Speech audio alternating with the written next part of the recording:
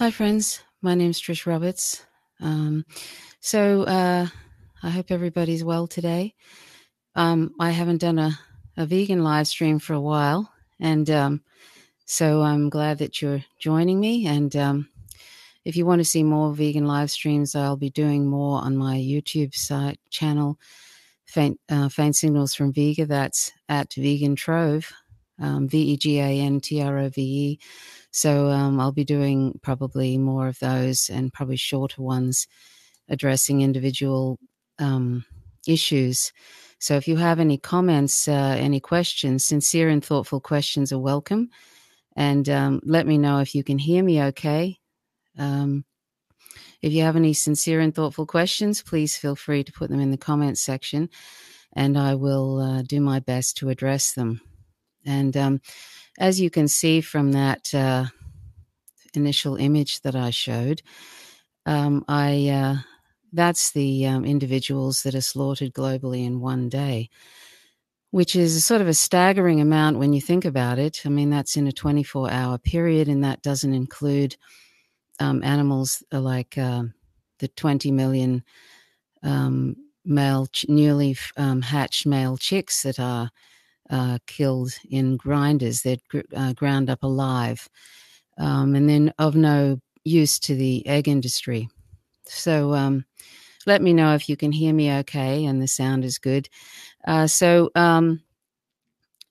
is this startling statistics. I'll just, for those who missed that individual, that particular image that I showed in the beginning, individuals slaughtered globally in one single day. So there's cows, 827,449, buffalo, 71,755, sheep, 1,510,742, goats, 1,259,893, pigs, 4,049,773, chickens, 180,403,838, ducks, 8,372,888, geese and guinea fowl, 1,800,214, turkeys, 1,844,597, other birds, 151,573, horses, 13,108. This is just in one day. And by the way, in Australia, we kill about 25,000 plus horses every year, and they're ex-racing horses. So for every one horse that you might see on a track, there's, hundreds, thousands who are killed because they're not up to the standard that the trainers want them to be. So, and then that horse flesh is then exported overseas or, kept in the country. So, every country, any racing that goes on, the horse flesh is probably from racing horses. Asses, 7,040, mules, 1,308, camels, 6,699, rabbits, 2,687,079, other rodents, 192,986, other camelids, 2,588, individuals classed as game, 1,797, others not defined, 256, and the total, which is a conservative total, but it's the statistics from the Food and Agricultural Organization Corporate Statistics Database. And the total is 203,210,584. And that also doesn't include all the aquatic animals, of which there are literally hundreds of billions in the, tens, billions, hundreds of billions in a day. And that sort of probably doesn't even include the bycatch, and I put that in quotes, of aquatic animals, because for every 1 pound, I think, of aquatic animals, 2 pounds are thrown overboard. And that includes animals like sharks. There's tens of millions of sharks are killed every year and either thrown overboard or used as, a sort of or they can be kept for pet food or whatever. I don't know. And there's dolphins, whales, turtles, all sorts of things are caught up in these from trawlers, and they're thrown overboard, and they're usually half dead and they don't make it. So, for every 1 pound of fish, there's at least 2 pounds that just get thrown overboard. So that's something to keep in mind. So the aquatic animals are not included in this list. So every single day, 203,210,584 plus hundreds of billions of aquatic animals are slaughtered for completely trivial reasons of mostly palate pleasure, because we don't need animal products to survive at all. And as I say, and as other vegans say, we can easily meet all our nutrition requirements from plants and other non-animal sources. So the only reason we have for eating these animals and for torturing and killing them is because we think they taste good. And that's really not morally justifiable. So anyway, I wanted to just share a little status update by a friend of mine, Linda Clark, who has a wonderful, blog called "There's an Elephant in the Room," and you can find that on Facebook. And I would encourage you to join Linda Clark's site, "There's an Elephant in the Room," because she's a very prolific writer, and she writes about veganism, the ethical position, which I often say that's what veganism is. The term was coined by Donald Watson in 1944, and he always meant it to be about non-human animals. It wasn't meant to be about health and getting skinny or whatever people present it as now. It wasn't also meant to be about humane, quote unquote, humane use of animals. It wasn't about the environment at the time either, although, all these things now, of course, are, health and environment are auxiliary benefits of becoming vegan. They're ancillary benefits. So Donald Watson coined that term, and because he thought that vegetarianism didn't go far enough, and he realized there was tremendous harm in dairy and eggs, and that animals used for other purposes. All of that he saw as completely unnecessary. So he was quite a pioneer for his time. But anyway, so I'm going to share this little status update by Linda Clark, who has that wonderful blog, "There's an Elephant in the Room," and I'll leave a link to that. She said, "I am vegan. The word vegan defines and encapsulates everything that I am. The word vegan explains every value that I hold and describes the standard of conduct that I expect of myself in all of my dealings with other individuals of every species.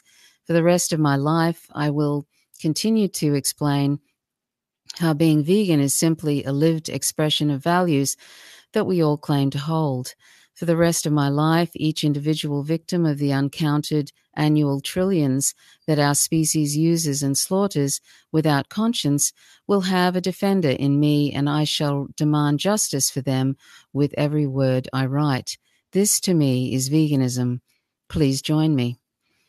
So that's a sort of a plea from Linda Clark, and any vegan, any ethical vegan is always looking for opportunities to bring veganism to other people, because when there's enough of us that become vegan, this terrible violence that I've just talked about, all those animals, the 203 million plus animals that are tortured and killed every single day. That's literally thousands every second, all over the world, in horror houses, slaughterhouses. That could all come to an end, and we could have a much more nonviolent planet. And don't we need nonviolence more today? And don't we need justice more today? We need a lot more justice in our life. We need a lot more nonviolence, and we can change this terrible violence with our own actions, and make the ethical decision, internalize the ethical decision not to participate in that tremendous violence by going vegan. And veganism means rejecting animals as property and rejecting animals for food. That's dairy, eggs, flesh, honey, etc. Clothing, that's wool, fur, silk, leather, entertainment, and other reasons. So, that's an important reason. That's the best reason to go vegan. But there are other reasons too, which are ancillary benefits, but also affect non-human animals, and that is our impact on the planet when we are not vegan. And I'm going to share a few excerpts from The Guardian by an article by David Carrington, which was posted on the May 31st, and I'll leave a link to that. And in this article, it says, I'll just read some paragraphs from it because it contains some startling information. And if you haven't seen Cowspiracy, the Sustainability Secret, I invite you to find that. It has been on Netflix, and you can find it, I think, even free online.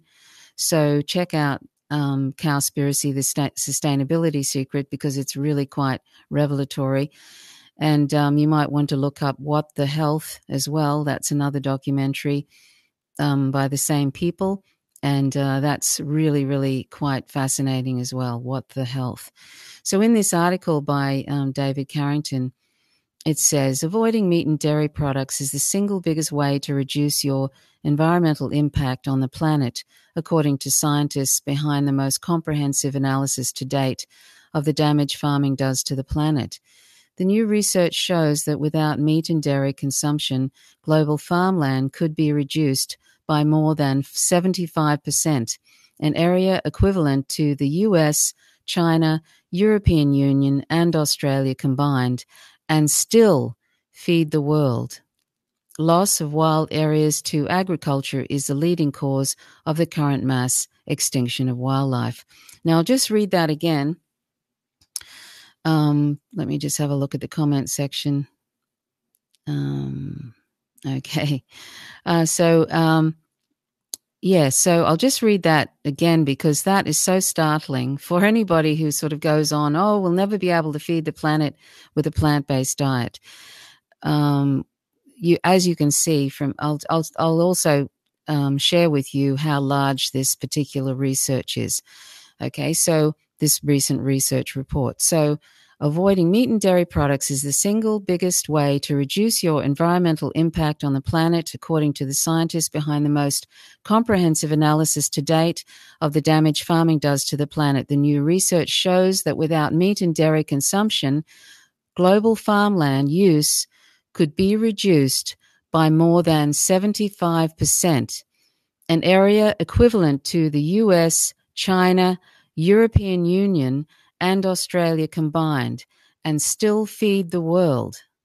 So that's a huge amount of land that is free. If we weren't, if we weren't farming meat and dairy, if we weren't doing dairy and meat, the dairy and meat industry did not exist. And also, the sixth mass extinction would be majorly addressed as well. Loss of wild areas to agriculture is the leading cause of the current mass extinction of wildlife. And if you have seen Cowspiracy, the Sustainability Secret, you would be aware that an acre of Amazon rainforest is cleared every minute to make way for animal agriculture and soy to feed to animals in feedlots all over the world. So, that's 1 acre of Amazon rainforest every minute. I mean, these are startling statistics, and that's just one. I mean, there are so many things wrong with animal agriculture, and animal agriculture only exists because we're consuming animal products. This sort of devastation only takes place because we're not vegan. So anyway, I'll go on and I'll read you some other excerpts from this article by David Carrington, and I'll leave a link to this. So the new analysis shows that while meat and dairy provide just 18% of calories and 37% of protein, it uses the vast majority, 83% of farmland, and produces 60% of agriculture's greenhouse gas emissions. Other research shows 86% of all land mammals are now quote unquote livestock or humans. Sorry, that mightn't sound quite correct. Anyway, the scientists also found that even the very lowest impact meat and dairy products still cause much more environmental harm than the least sustainable vegetable and cereal growing. The study published in the journal Science created a huge data set based on almost 40,000 farms in 119 countries and covering 40 food products that represent 90% of all that is eaten. It assessed the full impact of these foods from farm to fork on land use, climate change emissions, freshwater use, and water pollution, that's eutrophication, and air pollution, acidification. Quote, a vegan diet is probably the single biggest way to reduce your impact on planet Earth, not just greenhouse gases, but global acidification, eutrophication, land use, and water use, said Joseph Poore at the University of Oxford, UK, who led the research. Quote, it is far bigger than cutting down on your flights or buying an electric car, end quote, he said, as these only cut greenhouse gas emissions. Quote, agriculture is a sector that spans all the multitude of environmental problems, end quote, he said. Quote, really, it is animal products that are responsible for so much of this. Avoiding consumption of animal products delivers far better environmental benefits than trying to purchase sustainable meat and dairy, end quote.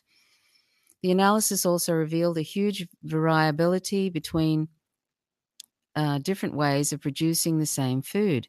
For example, beef cattle raised on deforested land resulted in 12 times more greenhouse gases and used 50 times more land than those grazing rich natural pasture. But the comparison of beef with plant proteins such as peas is stark, with even the lowest impact beef responsible for 6 times more greenhouse gases and 36 times more land. One surprise from the work was the large impact of freshwater fish farming, which provides 2/3 of such fish in Asia and 96% in Europe, and was thought to be relatively environmentally friendly. Quote, you get all these fish depositing excreta and unconsumed feed down to the bottom of the pond, where there is barely any oxygen, making it the perfect environment for methane production, end quote. A potent greenhouse gas, Poore said. The research also found grass-fed beef, thought to be relatively low impact, was still responsible for much higher impacts than plant-based food. Quote, converting grass into meat is like converting coal to energy. It comes with an immense cost in emissions, end quote, Poore said. The new research has received strong praise from other food experts. Professor Gideon Ishel at Bard College, US, said, quote, I was awestruck. It is really important, sound, ambitious, revealing, and beautifully done, end quote. So that's just some excerpts from that particular article by David Carrington about avoiding meat and dairy. But of course, it's not based on ethics about non-human animals. So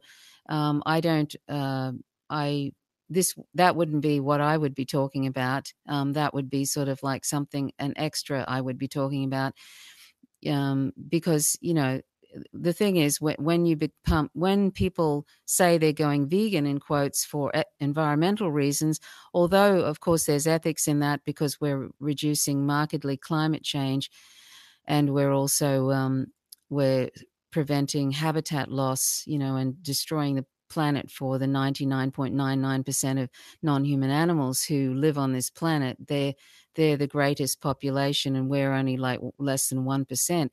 We're actually also it's also an ethical thing too.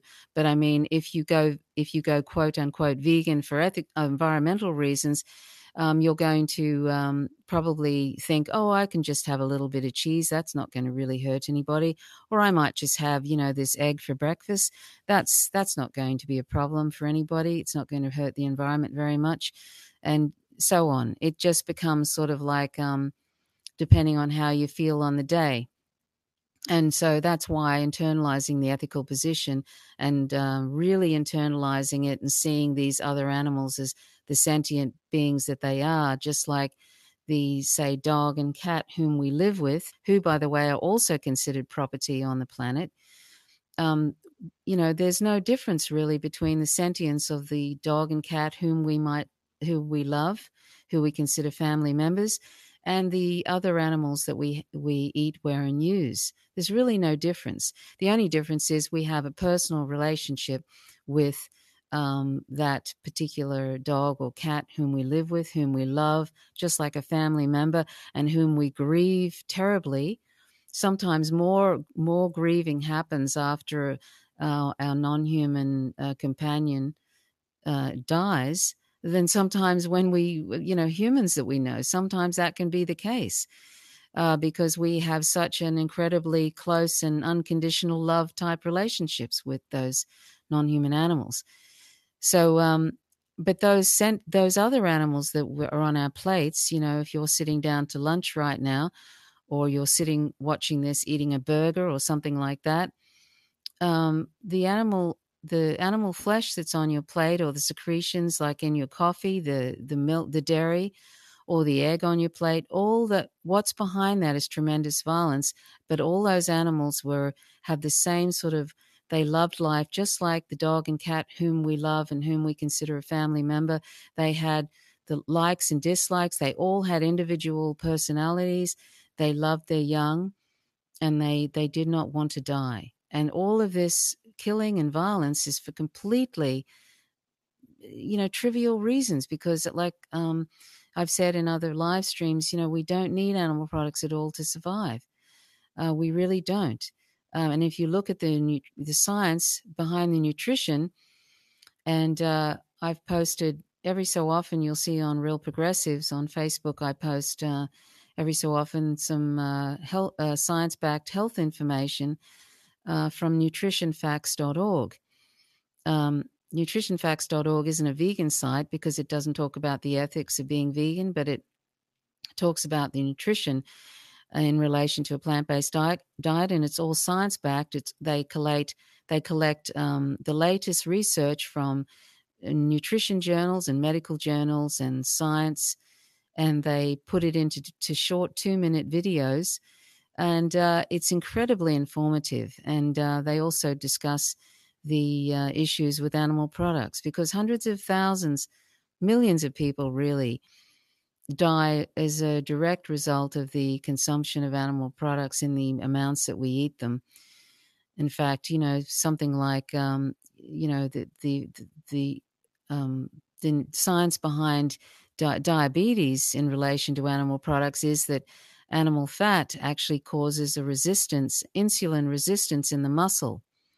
So it's not really so much about sugar and things like that. It's about the fat that is in animal products, and that creates insulin resistance in the muscle. So that's something to consider. So anyway,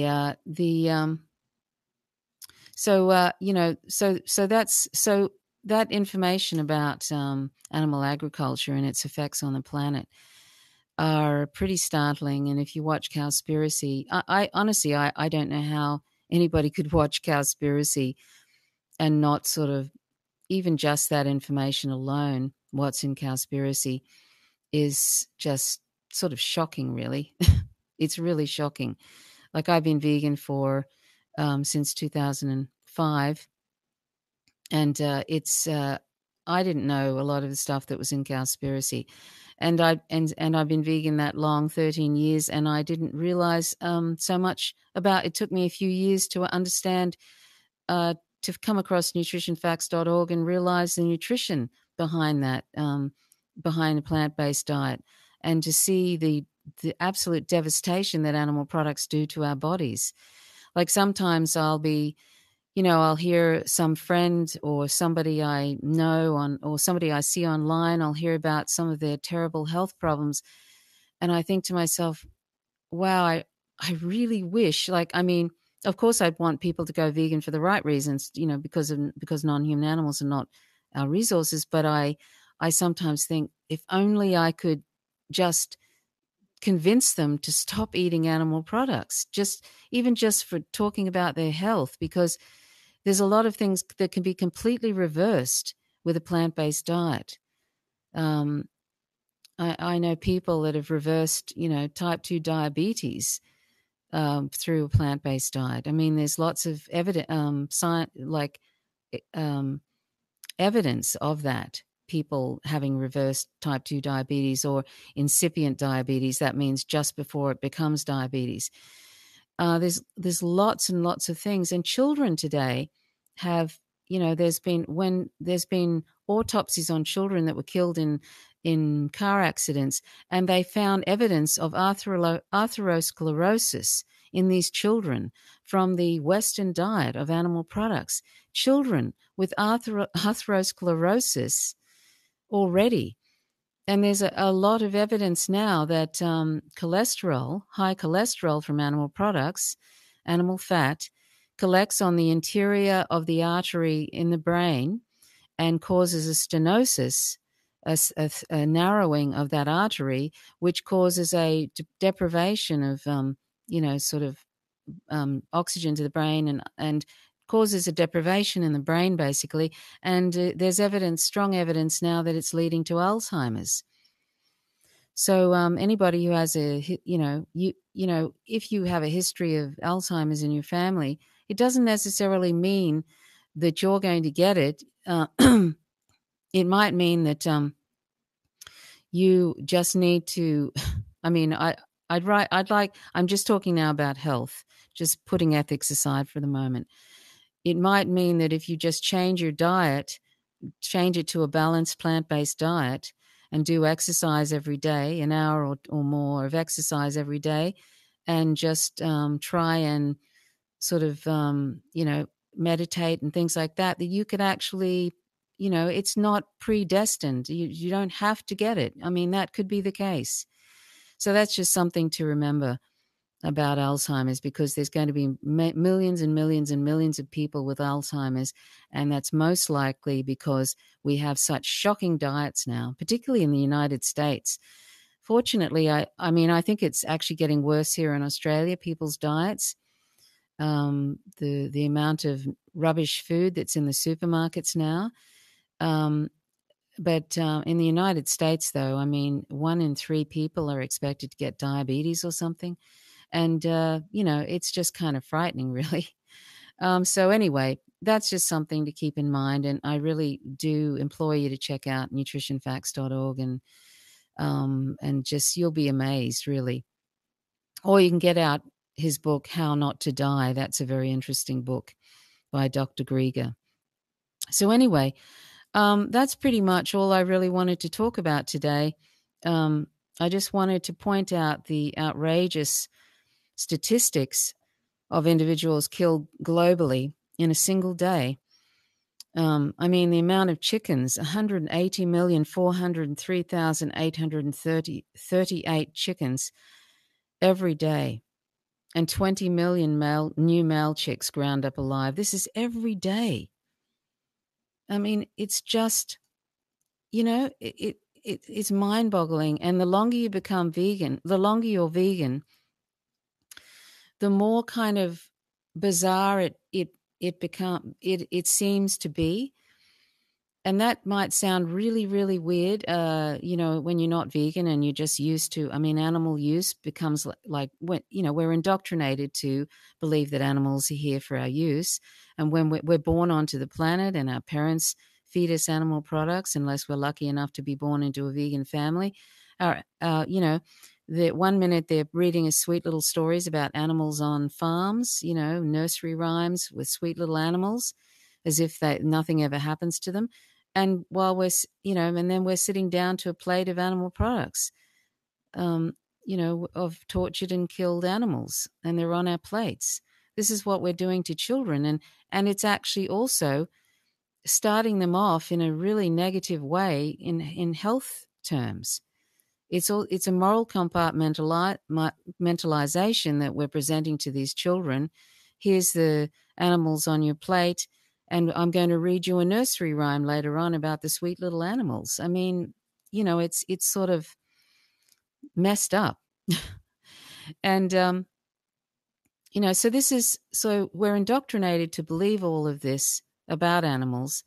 But I mean, that's what happens in there are societies where they've indoctrinated people to believe that. I mean, sadly, there are a lot of people in certain countries that are they're raised to believe that other people are lesser because they're a different race. I mean, racism is everywhere in the West. When you want to otherize, when you want to commit violence against a group of people, all you have to do is otherize them, strategically otherize them day after day and everywhere in the media and whatever. And you can turn people, it's like a herd mentality. You can turn people's minds around to thinking, yes, those people, that particular group is lesser. And then they become targets of violence. And that's what we've done to non-human animals. We've been indoctrinated to believe that they're lesser, that they're stupid, that they're here for us to use, that they're here for our entertainment. We either see them as food or we see them as entertainment, basically, or something to use to experiment on and so forth. And that's because we can. It's a sort of a human supremacist sort of a position that we have, that because we have some skills and abilities that they don't have, that makes them lesser. Well, just because we can do certain things, we can't live underwater, and we can't. There's a lot of things that we can't do. Can't fly. We can't, without technology and so forth. There are lots of things that we cannot do that other animals can. Does that make them morally superior to us? No, it doesn't. It just means they're different. And that's the whole thing, difference. We seem to want to, as a species, stamp out difference. I don't know if this is some sort of animal kind of a thing. I don't know. But we seem to want to isolate and stamp out difference, whether it's gender diversity, whether it's we want to sort of dominate other animals who we see as not as strong, in quotes, as us, or not as smart, and all sorts of things. We want to, there seems to be this problem with sort of accepting diversity and celebrating diversity and seeing other beings who are different to us as equal to us, and they are. Difference is okay, and we need to get our heads around that, because look at the violence that is caused because we otherize those that are different. The racism is through the roof, and the sexism and misogyny and all of that. It's sort of outrageous now. If social media is any indication of of what's going on today. Anyway, so that's really all I wanted to talk about today. Was this when I saw this image of the stats about non-human animals being killed today, how many, I just thought, even though I'm aware of this already, but it just reminds me, and I just wanted to share it with you to show you what we're doing every single day to innocent sentient animals for completely unnecessary reasons. And so I invite you to check out my podcast, How to Go Vegan, How to Go Vegan podcast. It's a comprehensive vegan podcast that I made a couple of years ago, and it's got a lot of, it's all about ethics, and it has some nutrition in it as well, and a little bit of environmental stuff. So, you can listen to that when you're walking, or if you're in a dentist office and you want to distract yourself or whatever. I think you might find it very helpful. And you can also check out some of the links on there. There's the Elephant in the Room. That's a great blog site. There's it, it's sort of very important we internalize the ethical position, and everything else. You'll never have any problem remaining vegan. And remember that vegan plant-based diet is just delicious. It really is. There's just gazillions of recipes online. It's absolutely delicious. There's all sorts of different cultures like Middle Eastern and Indian and Italian, all sorts of different things that we can eat. They're absolutely delicious. Like, I just absolutely love um, eating a plant-based diet. It's just so incredibly yummy. And now animal products, to me, for a long time, I look at them and I'm kind of sort of repulsed, and I just first of all, I see that they're just pieces of a sentient being that's been tortured and killed, and then I just see this sort of decomposing flesh, and I see lots of misery, and I see lots of the violence that we're doing to ourselves when we ingest these products, secretions of animals and eggs from animals and all that kind of thing. It just looks, to me, it's just violence plus um, toxic substances that just don't belong. And it's kind of it's completely alien to me. So yeah, and it's just putting violence in our bodies and stuff, and it's no wonder we're as sick as we are. Anyway, so that's all I wanted to say. So please feel free to check that out.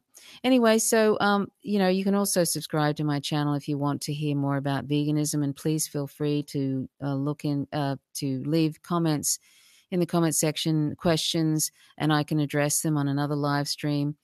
And I've done one earlier tonight on the same topic on Vegan Trove on YouTube. And and I thought I would do one here too on this particular issue. So that's 2 live streams in one night. So hopefully I'll be doing more on my YouTube channel and on here as well. So I hope that you think about going vegan. If you've already eaten your lunch and think about sort of checking out the howtogovegan.org, and also I'll leave some links to some great plant-based recipe sites too in the comment section, and you can check them out. And if you have any questions at all about how to go vegan, or any questions about sort of you're not sure exactly how to start with with a diet, and you want some suggestions, or you want me to help you plan a menu, I'm more than happy to do that. It makes me so happy. I can't tell you how happy it makes me when I hear people interested in that. And we don't need to cut back on things. We don't need to do meat-free Mondays. We don't need to do any of this incrementalism stuff at all. Because once you know something's wrong, you reject it, right? When you know racism's wrong, you do everything you can to dismantle that every single day in your mind and to try not to participate in it. Same with sexism and heterosexism and all that kind of thing.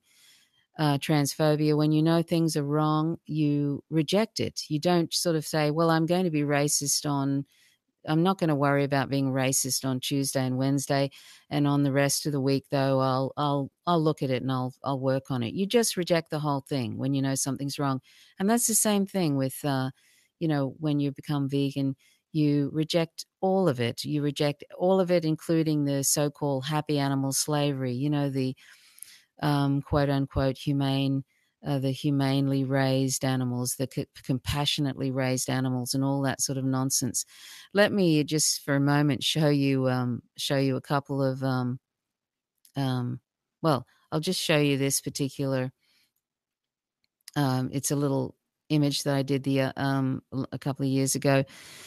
Non-humans don't need our mercy. They don't need our compassion or kindness. They just need us to go vegan. Hang on a second. Let me just take that down. Yeah, they just need us to go vegan. I mean, that's true. They don't need any of this mercy and compassion and kindness. They're all sort of patronizing words for, I mean, we wouldn't talk about we wouldn't talk this way if we were talking about human rights. We wouldn't say, well, we shouldn't commit this genocide in Yemen because that's the compassionate thing or the kind thing to do. We'd just say it's the right thing to do, it's the just thing to do, it's the morally right thing to do, not to commit a genocide in Yemen, which is happening right now, by the way.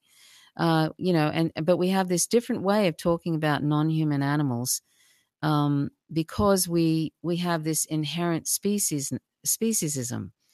So, we tend to talk about non-human animals in a totally different way to what we talk about, in the way that we talk about human rights issues.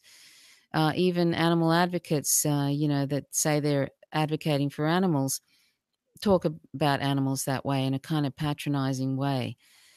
And even people who call themselves animal rights advocates, start promoting happy animal slavery and humane animal products. I mean, that's sort of endorsing the idea that it's morally acceptable to use animals as long as it's done humanely, and there's no such thing as humane animal use. And even if there were, it would still be wrong. So I don't know if you've seen this one. This is just, I'm not going to show you any graphic images, but this is something that, male chicks are, this is the little, you see those people in the background, they're sorting through the male and female chicks. And they throw the male chicks into this little chute here. And unfortunately, these little guys go into a grinder and they're ground up alive. This is the normal runnings of the egg industry, and even backyard hens have come from these hatcheries. If you source it right back, people say, oh, I have backyard hens. Well, firstly, you're still using them as resources. You're still using, even though you might say you love them, they're still considered property, and you still consider those products that come from those hens to be yours. But they're not yours. They're not ours. They're theirs. And there's a whole lot of other reasons why we shouldn't use eggs from hens, even if we've rescued them. And I might leave a link to that too, why that is. But as you can see, those little chicks are going down a chute and they're going to be ground up alive. And some of them are not killed instantly, and they're mutilated and they're still alive. And, 20 million or so, if those stats are correct, every day.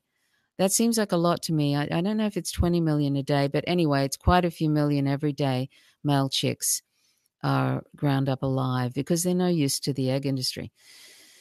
So that's, when you're sitting down to eat bacon and eggs, just think of that behind that one egg, there are many, many male chicks who are being killed, millions every day because for that. And this is an image of a couple of cows in a slaughterhouse line, and obviously they're possibly from the same farm, or maybe they're not. Maybe they're just they can tell what's going on and what's going to happen soon. They can feel it in the air. They can hear the distress of other animals, and this was actually taken in a slaughterhouse line. These two sentient beings are going to be killed soon, and they're sort of communicating with each other. And look, I live in a rural area in Tasmania, and I'm surrounded by cows on farms and sheep, and I see cows and little calves. If they're lucky enough to keep the calf that was they gave birth to. Those little calves, they love their mother and they're wandering around behind them, and the mother is licking them and nudging them. And cows, they come over to the fence, to the people who are exploiting them. And they're just like, how if you came home from work, a dog comes, if you live with a dog or a cat, they come up to you or show affection. These cows, they see the people that are their captors as their friends. And eventually, this is completely betrayed because they're put on a truck and they're sent off to be killed. And this, there was some people up the road. Uh, they had they had they have 9 cows, and this woman said to me one day. She said, "Oh, they're all individuals. They all have individual personalities, and I love them." And I was thinking, while she was saying that, I was thinking to myself, "Wow, like you should listen to yourself right there. You love those individuals, and yet in probably about a year, you're going to be sending them off to be killed." And she said, "Oh, we never give them names," she said. You see, now right there, when somebody says, "I never give them names," you know that they acknowledge, and I've heard farmers say this before. They never ever give the cows or the sheep or whomever they're exploiting, for profit.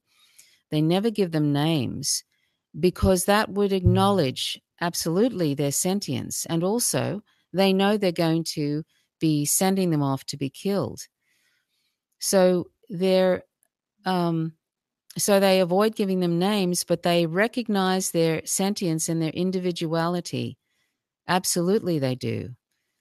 And, that says it all.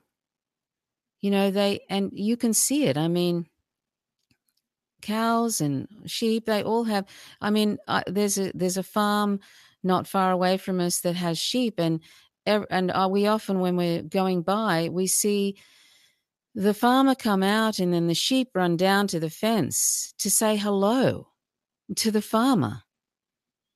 And those sheep, whether they're raised for wool or they're raised to be killed, they, if they're raised for wool, they're killed anyway. Animals that are raised for wool are killed, and their little lambs are taken from them and they're killed. But they come down to the fence and they say hello to him, just like, say, if you're coming home and somebody's greeting you because they know you. I mean, isn't that sad? How sad is that? So, we have to think about that. It's inconvenient to think about the sentience of animals because we want to, we want to be able to, sort of use them. We do our best to ignore their sentience.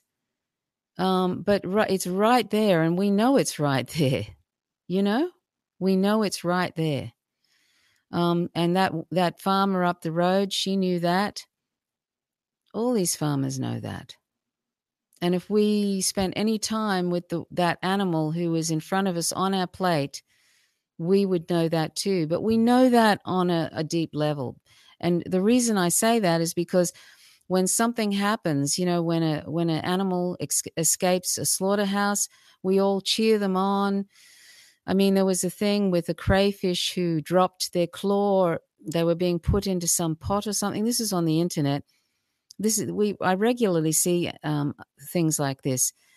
Oh, the internet cheers on this crayfish that dropped its claws so it didn't get put into the pot. Of course, lobsters struggle desperately to get out of pots. They have incredibly sensitive shells.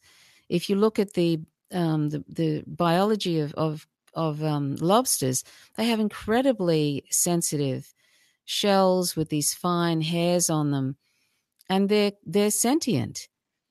And we dump them into boiling hot water and boil them alive. And same thing with crabs. I mean, it's horrific, isn't it? It's horrific what we do to them. And, slaughterhouses are horror houses. So, I mean, this is all so unnecessary. It's all so unnecessary.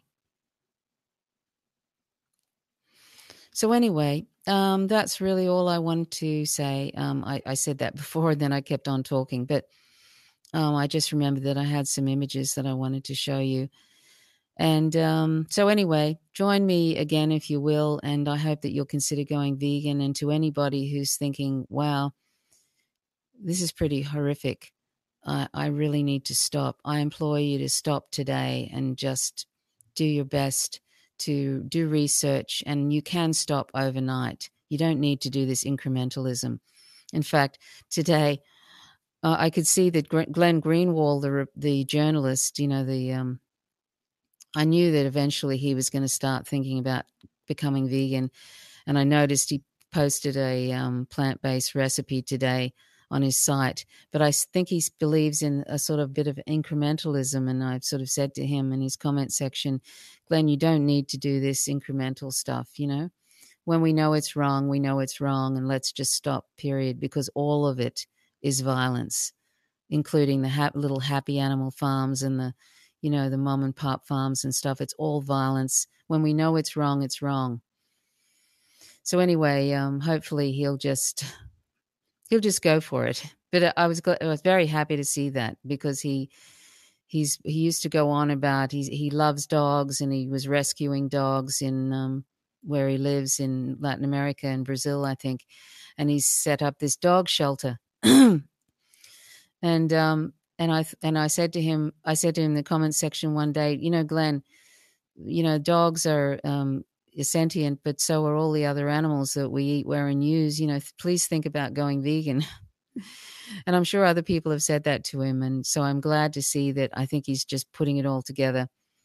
Anyway, so that's all. So thank you very much for watching. My name's Trish Roberts. You're watching Faint Signals from Vega.